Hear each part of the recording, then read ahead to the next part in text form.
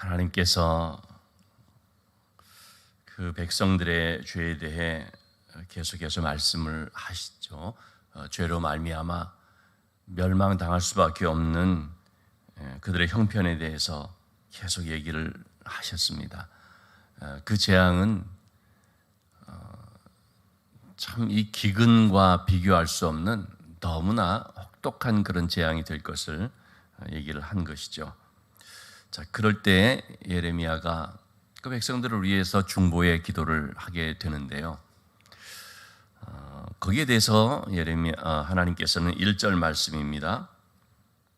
말씀하시는 것이 뭐냐면요, 모세와 사무엘이 내 앞에 섰다 할지라도 내 마음은 이 백성을 향할 수 없나니 그들을 내 앞에서 쫓아내보내리라 하는 말씀이었습니다. 모세와 사무엘이 내 앞에 섰다 할지라도, 그런 모세와 사무엘은 자기 민족을 위해서 정말 열심히 중보 기도를 했던 사람들입니다. 자, 모세의 경우를 보시면 모세가 시내산에서 하나님의 말씀을 받기 위해 올라갔을 때 그 백성들은 금신상을 만들어서 우상을 섬기고 있었습니다. 모세가 내려와 보니 그냥 떠들썩한 소리가, 잔치 분위기 같은 소리가 있어서 이게 무슨 소리인가 봤더니 금송아지를 만들어 놓고 그것이 우리를 애굽 땅에서 인도해낸 여호와다라고 하면서 그 춤을 추면서 막 즐거워하며 난리가 나고 있었던 것이죠. 모세가 너무나 격분해서 그 금송아지를 우상을 깨트려 버리죠. 그리고 나서 이제 여기에 가담한 자들을 처벌하고 하는데요. 그 가운데 모세가 출애굽기 32장 32절 말씀입니다. 그들의 그 심각한 죄를 놓고 하나님 앞에 기도하는 것입니다. 하나님, 이들이 이렇게 금신상을 만들어서 참 하나님을 배반하고 하나님을 떠나서 잘못된 가운데 있었습니다. 이로 인하여서 참 이 백성들이 하나님의 그런 심판을 받을 수밖에 없는데, 그런데 이렇게 기도를 하죠. 이제 그들의 죄를 사하소서. 그렇지 않으시면 원하건대 주께서 기록하신 책에서 내 이름을 지워버려 주옵소서. 모세는요, 자기의 목숨을 걸고 기도하는 것입니다. 하나님, 이 백성들을 사하여 주옵소서. 그렇지 않는다면 원컨대 하나님의 그 생명책에서 제 이름을 지워 주옵소서. 그렇게 할 정도로 모세가 하나님 앞에 간절히 기도했을 때 하나님께서 모세의 기도를 들어주시고, 그래서 그 백성들을 이제 용서해 주신 내용이 주렵게 나오죠. 참 이 모세의 이 중보기도, 자기 민족을 살리기 위해서 자신의 이름이 지워지는 것까지도 감수한다고 할 정도로 그렇게 백성들을 위해 간절한 중보기도를 한 모세를 이제 하나님께서 말하는 것입니다. 그 모세가 있다 할지라도 지금의 이 백성들의 죄는 도저히 용서받을 수 없다는 것입니다. 자, 사무엘은 또 어떻습니까? 사무엘은 참 영적인 그 암흑기인 사사시대 그 마지막 부분에 마지막 사사로 세움을 받았죠. 온 세상이 다 어둠 속에 있을 때 사무엘만큼은 어려서부터 말씀의 빛 가운데서 자라났습니다. 그래서 여호와의 등불이 이 사무엘 한 사람으로 인하여서 꺼지지 않는 그런 시대였죠. 그 사무엘이 이제 사사로서 사역을 할 때 백성들이 찾아와서 우리에게도 왕을 세워달라고 하죠. 다른 이방 민족들의 풍속을 본받아서 우리도 왕이 있어야겠다는 것입니다. 그것은 참 하나님 앞에서도 하나님께도 얹지 않은 것이고 사무엘에게도 얹지 않은 것이었습니다. 왜냐하면 그동안에 하나님께서는 그 백성들의 왕이 되셨고 친히 그 백성들을 인도하시고 다스려 주셨거든요. 그런데 이 백성들의 요구가 뭡니까? 우리는 하나님 대신에 인간적인 왕이 필요하다는 거죠. 그래서 하나님께서 그들의 요구를 들어주셨는데, 사실은 기뻐서 들어주신 것이 아니죠. 마지못해서 들어주신 것이죠. 하도 요구를 하니까. 그래서 세운 사람이 사울이었습니다. 자, 이제 사울 왕이 세워지자 사무엘은 물러나게 됩니다. 사사의 자리에서 이제 은퇴를 하게 됩니다. 지도자의 자리가 이제는 사울을 왕으로 세웠기 때문에 물러날 때다. 그래서 사무엘상 12장 말씀에 사무엘의 고별 설교가 나오죠. 자, 그런데 사무엘상 12장 23절에 그 고별 설교를 하면서 뭐라고 말을 하느냐면, 내가 이렇게 물러나지만 그러나 너희들을 위해서 기도하는 것은 절대로 쉬지 않는다라는 얘기를 합니다. 그래서 나는 너희를 위하여 기도하기를 쉬는 죄를 여호와 앞에서 결단코 범하지 아니하리라. 기도하는 것, 쉬는 것을 죄라고 말을 할 정도로 사무엘은 그 백성들을 위해서 끝까지 중보 기도하겠다는 것을 얘기를 하는 거죠. 기도하기를 쉬는 죄를 범치 않겠다.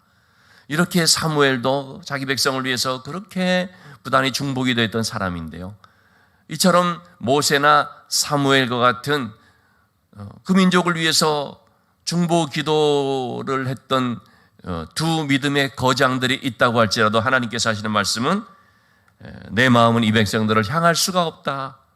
그들을 내 앞에서 쫓아내보내리라. 하나님께서 주신 그 땅에서 쫓아내신다는 것입니다. 여러분, 이 가나안 땅이라는 것은 주인이 누굽니까? 하나님이십니다. 원소유주는 하나님이십니다. 그곳에 살고 있었던 원주민이 주인이 아니고요, 하나님이 주인이십니다. 그곳에 살고 있는 사람들은 전부 다 세입자입니다.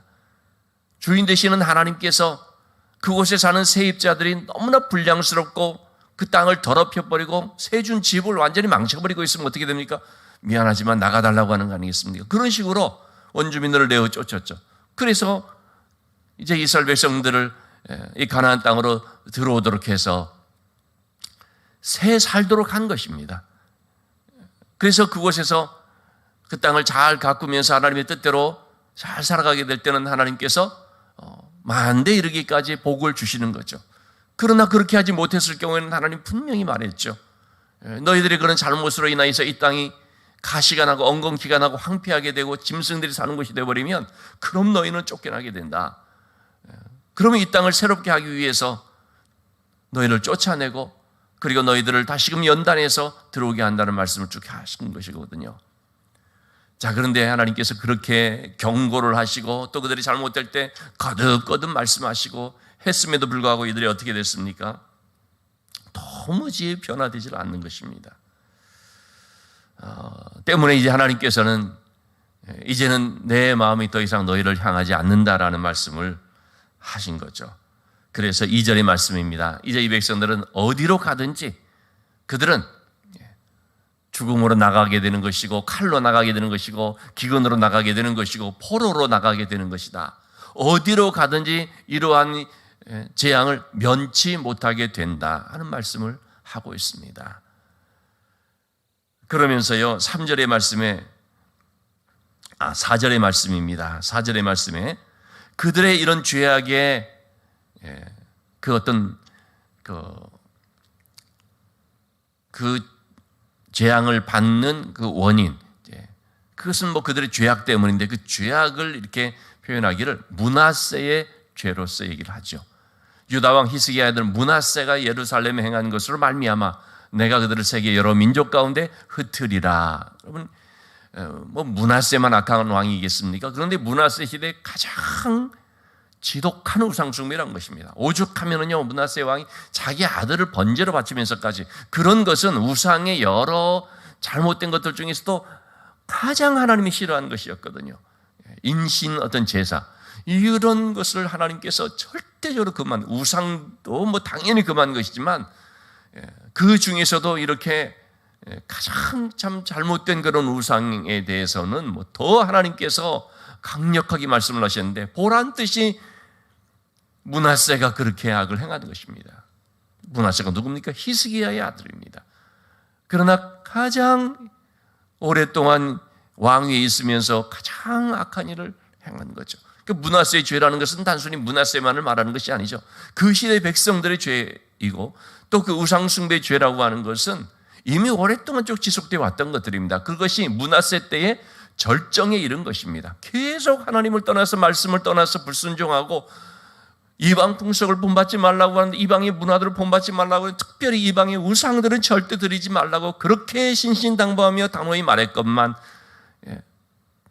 이제 조금 가나안 땅에 살만해지게 되니까 이방의 그런 풍습들을 들여오면서 그러다가 이방의 우상을 본격적으로 섬겨버리는 일들이 벌어지게 됐죠. 그로 말미암아 북이스라엘이 멸망을 당했는데 그걸 보면서도 남유다가 정신을 차리지 못하고 그 북이스라엘 멸망 이후에 므낫세가 이렇게 아주 우상숭배의 그런 클라이막스를, 우상숭배의 아주 그냥 절정을 향해서 가버렸다는 거죠. 그래서 하나님께서 이 므낫세의 죄로 말미암아 너희들을 세계 여러 민족 가운데 흩으리라. 여러분, 이 세계 여러 민족 가운데 흩으리라라는 이 말은 이게 얼마나 중요한 말인지 모릅니다. 왜냐하면 여기에서 그 이스라엘 백성들이 디아스포라라고 하는 이 말이 나오게 된 거거든요. 정말로 이 백성들이요, 세계 여러 곳에 흩어져 버렸습니다. 이걸 우리는 좋은 뜻에서 디아스포라 유대인이라고 말하지만 사실은 그것은요, 굉장히 그 민족의 비극이고 불행을 말하는 것입니다. 우리 한국도 디아스포라가 되어버리지 않습니까? 세계 여러 나라로 흩어진 그런 우리 민족이 되지 않습니까? 왜 흩어졌습니까? 일제의 침략을 당해서 나라를 뺏기면서 일제 강점기가 되는 바람에, 그래서 그 일제 시대의 그 칼날 때문에 우리 민족이 무슨 가까운 이런 그 만주 지역, 지금 이제 우리가 소위 조선족이라고 말하는 이제 그런 것이 이제 거기서부터 시작되어 버린 거잖아요. 만주 지역을 비롯해서 무슨 사할린이니 또는 심지어는요 하와이까지 가가지고 세계 여러 곳으로 그때 다 흩어지게 돼 버린 거거든요. 참 그처럼 이 이스라엘 민족도 먼저 하나님께 세계 여러 나라로 흩으리라 말씀대로 되어졌습니다. 정말 여러분, 이게 하나의 상징적이고 은유적인 표현이 아니고 실제로 이렇게 되어졌다는 걸 보게 되면 하나님의 말씀이 얼마나 정확무한 말씀인지, 또 한편으로는 얼마나 무서운 말씀인지 알 수가 없습니다. 하나님께서 말씀하시면 돼버립니다. 그래서 참 우리는 이 하나님의 말씀 앞에 두렵고 떨림으로 그 말씀에 대해 귀를 기울이고 또 순종할 수 있어야 되죠. 하나님께서 바로 이렇게 행하신다는 것을 말씀해 주셨습니다. 자, 그러면서요 6절 말씀에 하나님 뭐라고 말씀하시냐면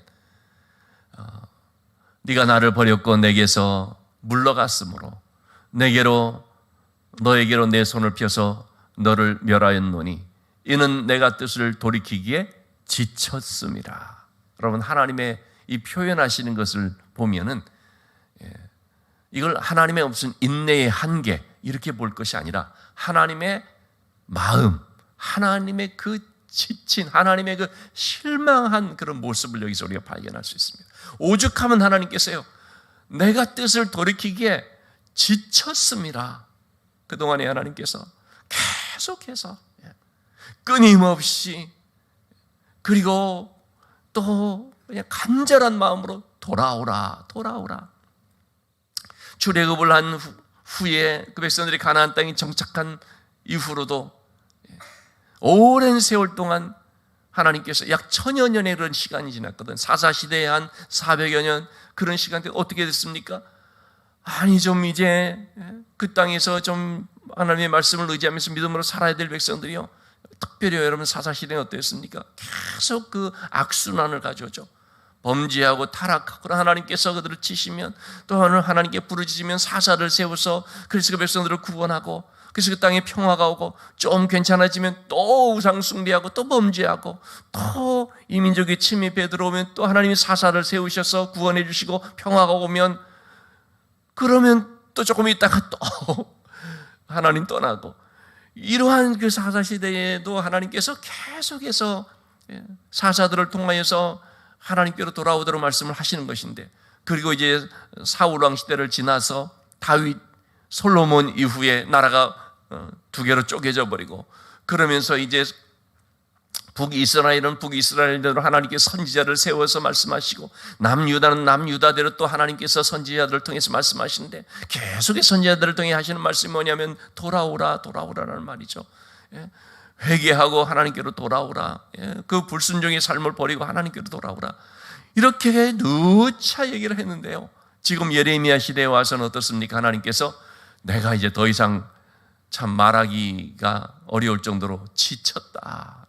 그렇게까지 얘기를 했는데, 그렇게 많은 경고를 했고 그렇게 많은 사인을 보냈고, 그럼에도 하나님께서 기다려주시고 인내하시고 다시 용서하시고, 그런데 이 백성들은 너무나 이런 것이 그냥 하나의 관습처럼 돼가지고요, 우리 안 망해, 또 기회 줄 거야, 이런 식으로 하면서 아주 죄 짓는 것이 습관이 되어버린 상황이 되는 거죠.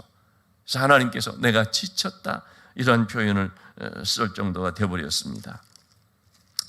때문에 이제 하나님께서는 그들을 심판하시면서 그 땅에 이제 과부들이 많이 생기고 칼이 떠나지 아니하고 심각한 그런 재앙을 만날 것을 얘기를 하죠. 그들에게 닥칠 그런 일들을 볼 때 놀람과 두려움을 그들에게 갑자기 닥치게 한다. 이렇게 거짓 선지자들이 평화로다, 평안하다 그렇게 하고 있을 때 갑자기 이제 들이닥치게 되는 것입니다. 그러면서 그들은 놀람과 두려움으로 어쩔 줄 모르는 상황이 되는 것이죠. 자, 이러한 하나님의 말씀을 듣게 되었을 때 10절 말씀, 예레미야의 이제 반응이 나옵니다. 예레미야가 뭐라고 합니까? 내게 재앙이로다, 내게 재앙이로다. 참 예레미야의 이 심정을 우리가 여기서 또 살펴볼 수가 있습니다.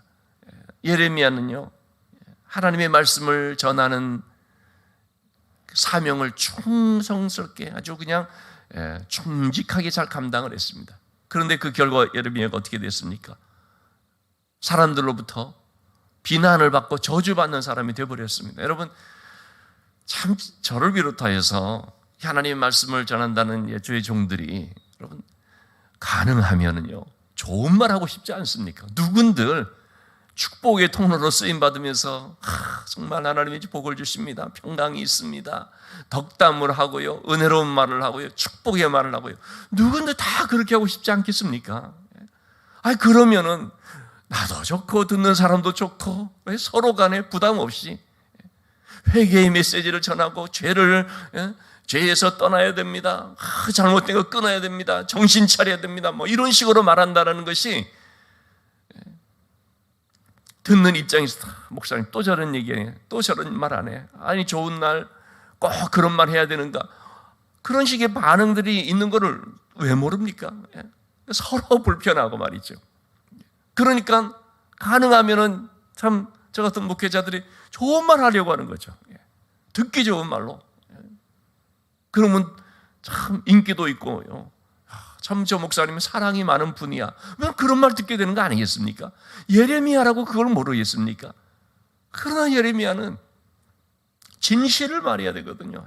거짓 선지자들처럼 그 순간 무슨 이런 뭐 마약과 같은 그런 진통제 처분만 하고서 그 순간에 어떤 그런 통증만 가라앉히는 그런 약을 주는 것이 아니라 근본적인 그런 문제를 지적하면서 수술을 해야 되는 그런 의사처럼 예레미야는 분명하게 아픈 데를 찌르면서 이렇게 심해지지 않기 위해서는 우리가 돌이켜야 된다라고 하는 그 말을 할 수밖에 없는 거거든요.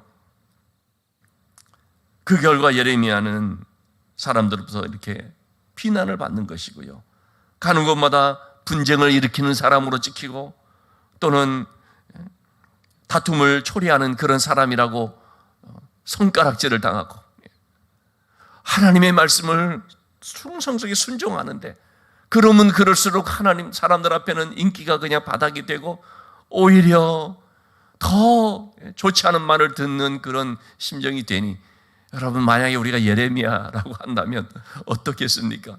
얼마나 그 마음이 참 힘들겠습니까? 그러니까 재앙이로다. 참 자기 자신의 그런 형편을 볼 때에 너무 힘들기도 하고 슬프기도 하고, 하나님 정말 이거 감당을 못하겠습니다라는 그런 마음이 이렇게 들어지는 거거든요. 그래서 15절의 말씀을 한번 보시면요, 주를 위하여 내가 부끄러움을 당하는 줄을 아시옵소서. 하나님의 일을 이렇게 하는데 하나님 때문에 제가 부끄러움을 당하는 줄을 하나님 아시옵소서. 참 이런 데서 그 예레미야의 어떤 그 심정을 우리가 읽어볼 수 있는 거 아니겠습니까? 왜 그렇겠습니까? 하나님 말씀을 정직하게 전하다 보니까 이렇게 된 거죠. 그러니까 얼마나 예레미야가 참 힘든 이 사역을 했겠는지요. 백성들의 그런 모습을 볼 때 너무 슬퍼서 눈물이 나고, 앞으로 닥칠 그런 일들을 생각할 때 또 슬퍼서 눈물이 나고, 자신의 그런 형편을 볼 때 정말 내가 하나님의 말씀을 이렇게 전하는데 사람들로부터 온갖 비난을 받으면서 그런 또 가운데 있으니 고통스러운 그런 것도 있고요. 자, 이러한 예레미야에 대해서 하나님께서 하시는 말씀, 11절 말씀에 여호와께서 이르시되 내가 진실로 너를 강하게 할 것이요 너에게 복을 받게 할 것이며 진실로 내 원수로 재앙과 환난이 때에 내가 너에게 간구하게 하리라. 하나님께서는 예레미야에게 이 사명을 감당할 때 얼마나 힘들 수 있는지를 잘 아시기 때문에 이 말씀을 하시는 거죠. 내가 너를 강하게 할 것이다. 너에게 복을 받게 할 것이다. 우리 20절의 말씀, 마지막 말씀에서도 또 그렇게 얘기를 하고 있습니다. 내가 너로 이 백성 앞에 견고한 놋 성벽이 되게 하리니 그들이 너를 칠지라도 이기지 못할 것은 내가 너와 함께하여 너를 구하여 건짐이라. 여러분, 그래서 우리는 믿음으로 사는데 왜 이렇게 어려움이 있고 고난이 있는지, 세상 사람들과 구별돼 하나님의 자녀답게 살고자 하는데 참 이런 하나님의 자녀답게 살면서 하나님의 말씀을 또 전하게 될 때에 정말 인기가 없고 하는 그런 어려움이 혹 있다 할지라도 그것만 있는 것이 아니라 그보다 더 중요한 하나님의 말씀이 우리와 함께 한다는 사실을 우리가 기억해야 된다는 것이죠. 하나님께서 예레미야를 계속해서 격려하시고 또 붙들어 주시고 감당할 힘을 주시고 하는데 뭘 통해서입니까? 말씀을 통해서죠. 그래서 그 말씀을 통해서 그 마음에 기쁨이 있게 하고 그 마음에 즐거움이 있도록 하시는 것입니다. 예레미야 1장에 보면 하나님께서 예레미야를 부르실 때 내가 너를 어디로 가든지 내가 너를 어디로 보내든지 너는 가며 내가 너에게 무슨 말을 하든지 너는 말하라. 예레미야는요, 하나님 저는 아이라 말할 줄 모릅니다. 슬프도소이다 여호와여, 그렇게 하는데 하나님께서 그렇게 하라라고 하죠. 어디로 가든지 가고 무슨 말 하든지 하라. 너는 두려워하지 말라. 내가 너와 함께 하리라. 너는 두려워하지 말라. 내가 너와 함께 하리라. 너를 놋 성벽같이 되게 하리라. 놋 성벽이 뭡니까? 절대로 무너지지 않는 견고한 성벽입니다. 백성들 앞에 너를 놋 성벽같이 되게 하리라. 너를 단단하게 할 것이고 너를 그런 백성들 앞에서도 흔들리지 않는 아주 견고한 사람이 되게 하리라 말씀을 해주셨고, 그리고 사람들 앞에서 너를 복되게 할 것이고 재앙의 때에 사람들이 너에게 와서 간구하게끔 만들 것이다 말씀을 해주셨습니다. 여러분, 오늘도 우리는 이 세상의 여러 가지 형편들만 바라볼 것이 아니라 하나님의 이 말씀이 우리에게 있음을 기억하고 이 말씀을 붙들어야 될 줄로 믿습니다. 우리가 믿음으로 살게 될 때 하나님께서 내가 너를 강하게 하리라. 어떤 고난이한 상황 속에서도 너를 놋 성벽처럼 견고하게 하리라. 내가 반드시 너를 복주리라.